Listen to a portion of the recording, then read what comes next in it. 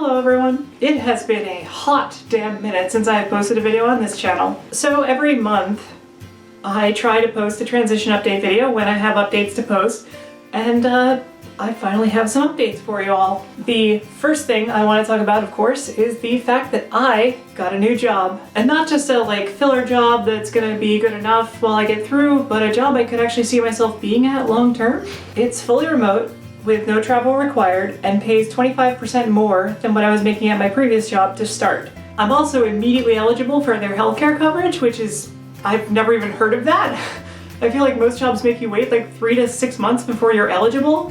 So yeah, I'm pretty excited about it. One of the more interesting perks of this new job is that they will actually pay for me to travel internationally to certain locations to get surgery performed if I need it or prefer to go somewhere else, which is one of the places is Thailand, and I'm like, y'all know, right? Interviewing for that job, I was not convinced that it was going to be a job that I would be interested in. So what I actually did was I outed myself in the interview. The first thing they did was mock the paintings that are usually on this wall, and they're like, oh, are those your kids' paintings? I'm like, no, they're my girlfriend's. What the hell?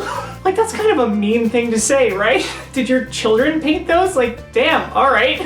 But from the outset of that interview, they knew I was a woman who was interested in women. And at one point in the interview, I said, you know, something that made me feel pretty uncomfortable in my last job is that I feel like some of our clients would be pretty upset if they knew that a trans person was working on their stuff, which isn't explicitly outing myself, but 2 + 2 is 4. I find myself in this situation where I have the privilege and opportunity to be stealth there, with the exception of HR, who had to do a background check, so I had to give my dead name, and the person who was on that call for the interview, and I'm just like, it's weird. I almost feel concerned that it's just another form of closeting, like I'm somehow neglecting the experiences and perspectives that I have as a trans person by not outing myself, but also it is so fantastic being actually accepted as the person that I am with no qualifications, and they're doing a lot of aggressive gendering of me and stuff, like, oh yeah, you go girl, that kind of thing.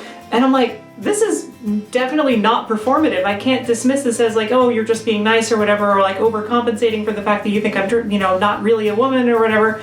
And it's like, no, they just accept me as a woman, which is new. I've never experienced that before. So am I being dishonest?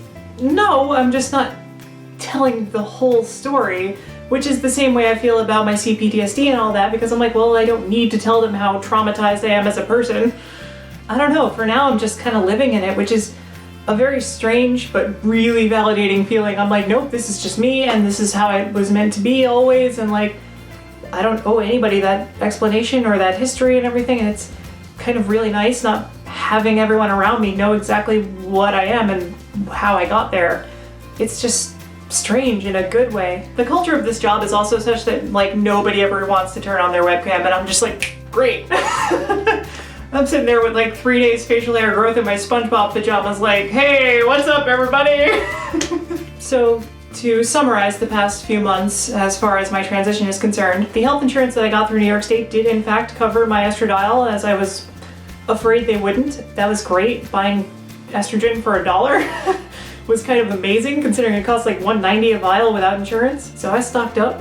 I did have a bit of trouble with my needles. My pharmacist at one point argued with me that a 3 milliliter syringe is the same as a 1 milliliter syringe, and I'm like, it's not. Here's the ones I use, here's the ones you gave me. I'm waiting to see exactly what is and is not covered by my new insurance policy, because it's kind of hard to tell before I'm actually able to sign into the site and everything. I just got the card 2 days ago, so I haven't even dived into that yet. But I am really curious because it is insurance through another state, and I'm kind of curious how that's going to work in New York. They said it would be seamless, so I'm gonna kind of cross my fingers and hope for the best on that.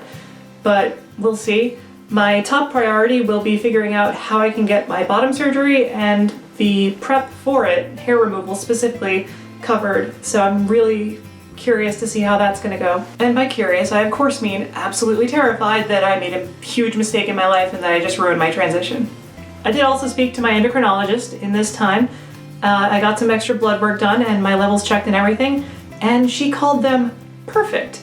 I got the lowest score I ever have on my testosterone, so it is the lowest that I've ever been, despite my fears that obviously my T must be high.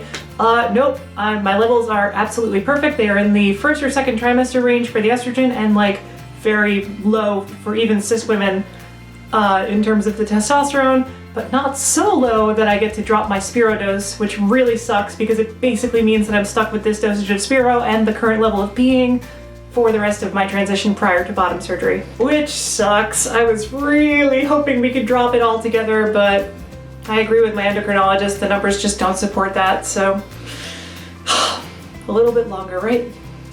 I was also able to continue seeing my therapist, who has now changed practices and no longer accepts insurance at all, but it's a low rate, so I think I'm gonna keep her on. I don't actually plan on going back to my gender therapist, and I actually think that's a good thing because it frees her up to help some other person who does need it more than I do. I don't know, I just feel like it's a waste of time at this point because all I really need her for is the letter for my surgery and I can just pay for that session, no problem. And I won't need that until April of next year, so I have some time before I need to deal with that at all. So my electrologist is actually pissing me off at the moment, to be totally honest.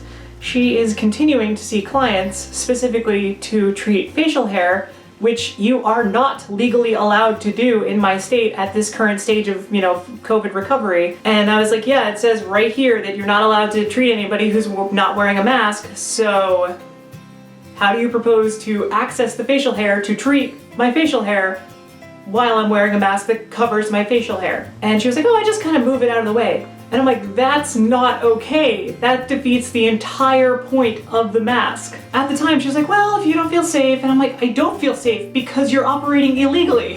And then this weekend, she texted me like, oh, hey, I just want to let you know, business is booming. Everything's going great. I hope you're doing well and I hope to see you soon. And I'm like, first of all, you have no idea that I have my job back. Second of all, you are not supposed to be open. We are now in phase 4 and the same restrictions apply for your business. Like, why do I know this and you don't? That's terrifying. And like, she wants me to send her, we were talking today, she wants me to send her a source on this. And I'm like, do you mean newyork.gov? Like, it's right there. It's not hard to find this information. So I'm planning to send her that info, see how she reacts and go from there. But at this point, like, I don't feel safe going there, knowing at minimum that like some of her clients don't wear masks. And it's to the point where I'm like, I could be working towards my bottom surgery by getting hair removal done there, but there's 2 factors working against me with that. 1, she does not know how to bill my insurance, and frankly neither do I because it's a brand new insurance policy. I'm not even sure they cover it. And 2, she's not following the COVID guidelines, and her own guidelines for safety in her own establishment are contradictory with each other. Like, I do not understand how this is hard. I get it, it's her livelihood, and frankly she should be subsidized by the government so she can afford to stay closed during this pandemic, but she cannot work on my facial hair if I'm wearing a mask, which I have to. So yeah, I'm a little pissed off with her, and the only reason that I haven't reported her is because I'm aware that people who are way more desperate or ignorant than me do need this, and I shouldn't be the one to ruin it for the rest of us. Like, that's the only thing stopping me at this point. And it's just really frustrating because I do need to make progress on my facial hair. It's driving me crazy. But like, that's the situation that we're in, and I'm a mature adult and I'm not gonna endanger the lives of other people because I need something that I can definitely wait for. Especially while I have this opportunity to wear a mask all the time, which is like perfect because it covers everything. Something that I discovered when doing these job interviews is, because those are the only times I'm putting on bras anymore, I no longer fit any of my bras except my sports bras, but those are a different story. And at first I was like, okay, it's the quarantine 15, but then I checked, I lost weight over the past 4 months, and I'm like, oh, I guess these are just mine now. So yeah, I need new bras, which is a great feeling, but it's also a really scary trajectory to go up 3 cup sizes in a year, and I'm just like starting to get a little scared. I'm like, oh God. What if they never stop? I know that's a completely ridiculous fear, but like, it's one of those things where I'm like, I have no idea where this ends. Like, I have no idea. And that's why I'm kind of hesitant to even consider buying more bras right now, because I'm like, I just outgrew these.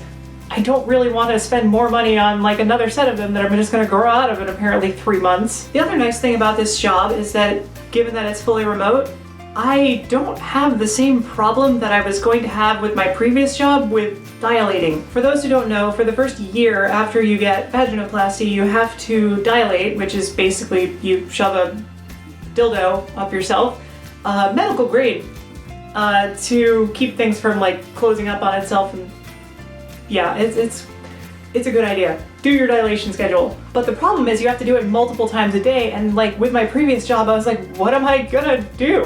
Like, I'm in an office space with other people. I can't be like putting things in me at my desk. That's gonna be an HR problem.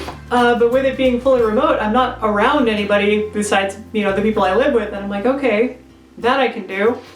It'll be awkward, you know, but I can do it. But yeah, I'm really happy with the progress that I've made over the past like 5 months, all things considered. The way things are going right now, I feel like I'm gonna walk out of this pandemic with like a new bra size and a new job, which, I don't know, it's just weird.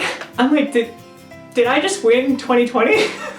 I feel like it's pretty rare to fail up in a pandemic, like trying to just take it for what it is, you know?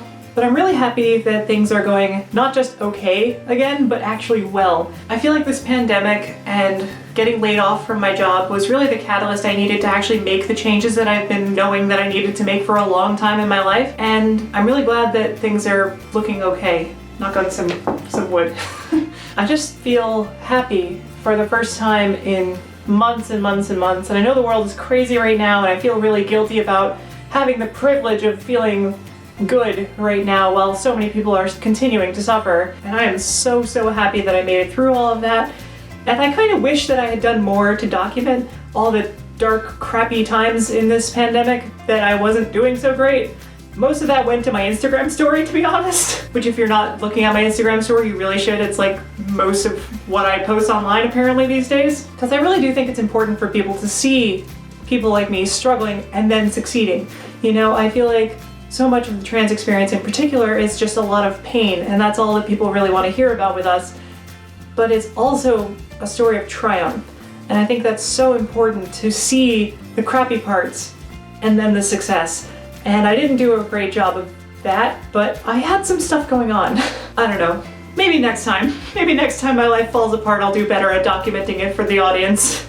Actually, the next time I'm going to be in a situation like that will be when I'm recovering from surgery, and I am going to vlog that, so that's going to be interesting. So I guess that's it for this transition update. Keep fighting, keep pushing, and stay curious.